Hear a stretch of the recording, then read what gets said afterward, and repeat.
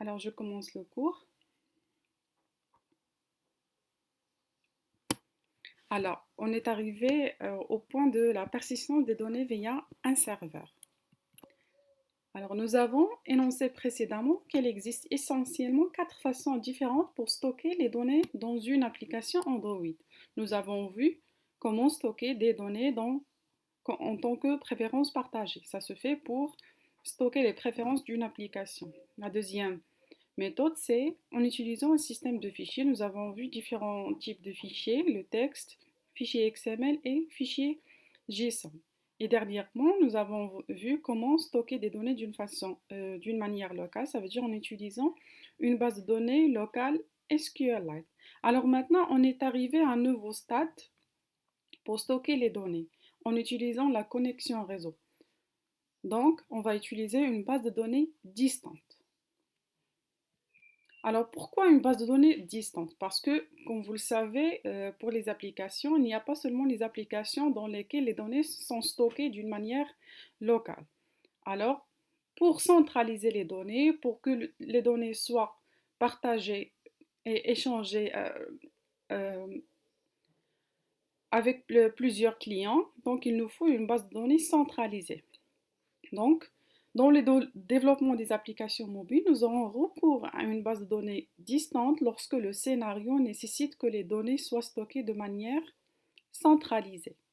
Pour ce faire, une architecture client-serveur se met en place, car un serveur a pour rôle de centraliser les données et permettre à plusieurs clients de les récupérer et d'y contribuer. Donc l'objectif de l'utilisation d'une base de données distante, c'est pour centraliser les données afin qu'ils soient partageables et échangés entre différents clients d'une application. Alors, pour l'architecture qu'on va adopter, c'est bien sûr l'architecture client-serveur. Alors, ce schéma-là, vous arrivez à le voir? Oui, madame. Alors, pour cette architecture, pourquoi cette architecture? Vous voyez qu'on a Android communique avec la base de données distance via un web service PHP. Alors pourquoi cette architecture? Parce que Android ne peut pas communiquer directement avec une base de données distance. Donc pour communiquer avec une base de données distance qui est localisée dans un serveur, il nous faut un web service qui joue l'intermédiaire entre l'application et la base de données distance. Alors, ce web service, on va utiliser le langage PHP. Comme vous le savez, le langage PHP, ça sert beaucoup à être un langage serveur.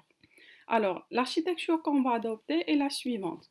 Alors, on va envoyer une requête à partir d'une application Android. Et cette requête-là, elle va être, bien sûr, euh, euh, reçu par le web service. Ce web service envoie cette requête et récupère les données à partir de la base de données et le résultat qu'il obtient, la réponse qu'il obtient, les données qu'il récupère de la base de données sont transformées en format JSON. Et on va récupérer cette format JSON à partir d'Android. C'est ça le schéma qu'on va adopter.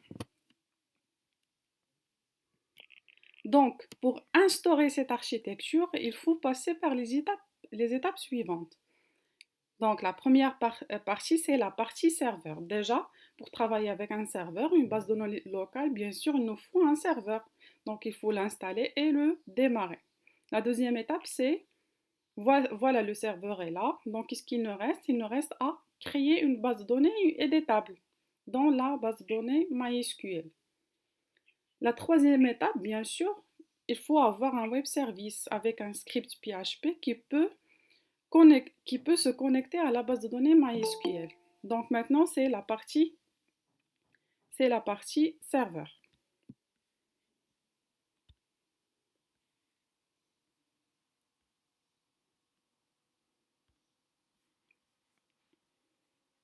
Alors pour la partie Android, bien sûr, qu'est-ce qu'on doit avoir? Alors pour communiquer avec ce web service qui joue le rôle d'intermédiaire entre l'application et le script, bien sûr, il nous faut une permission de connexion à l'Internet parce qu'ici, on va utiliser le protocole HTTP. Donc, il nous faut au début d'ajouter la permission de la connexion Internet dans le manifeste. Et ensuite, bien sûr, qu'est-ce qu'il reste? Il reste à écrire un code Java qui peut communiquer avec le web service. C'est clair?